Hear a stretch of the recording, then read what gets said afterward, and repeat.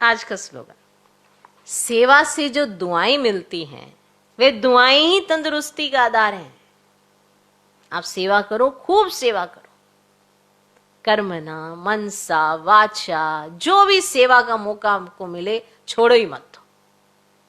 आप तंदुरुस्त रहना चाहते हैं ना, हर कोई चाहता मैं तंदुरुस्त रहूं, है ना, उछलता कूदता सारा कार्य करूं, पर सेवा करने का शौक ही ना हो जिसके अंदर, तो जिसके अंदर सेवा करने का शौक नहीं होगा वो दुआएं कैसे कमाएगा। सेवा सिर्फ वाचा सेवा नहीं होती है, मनसा सेवा भी होती है। मन को शुद्ध रखोगे तो मनसा सेवा करोगे, फिर जब वाचा का मौका मिलेगा तो वैसा आपका जीवन होना चाहिए, फिर जो आप वाचा से सेवा करेंगे उसका असर होगा।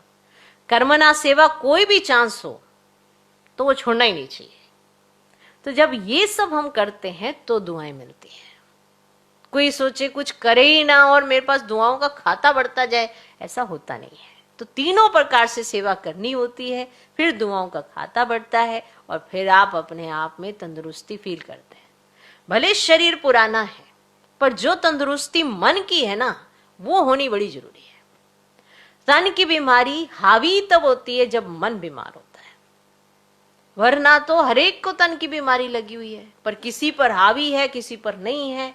कोई उसको सहजता से क्रॉस कर लेता है, कोई उसी में भारी होता रहता है, दुखी होता रहता है, रोता रहता है। क्यों? क्योंकि उसका मन बीमार है।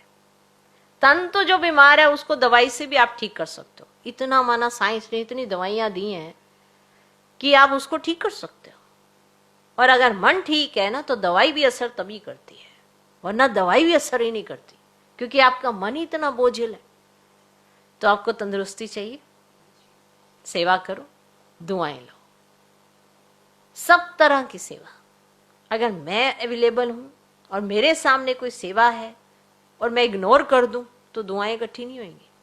और ही मैंने बोझा ले लिया कि मेरे सामने सेवा रखी हुई थी और मैंने सेवा से जी चुराया, तो माना अब आपकी दुआ कैंसल, बोझ आ जाएगा, क्योंकि आपने सेवा को इग्नोर किया है, जबकि सेवा से ही दुआएं इकट्ठी करनी है। तो जिसको शौक होता है सेवा करने का, तीनों प्रकार की सेवाओं का, तो याद और सेवा दोनों का बैलेंस चाहिए।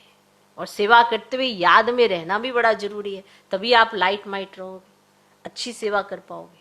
तो सेवा से जो दुआएं मिलती हैं, ये दुआएं ही तंदुरुस्ती का आधार है।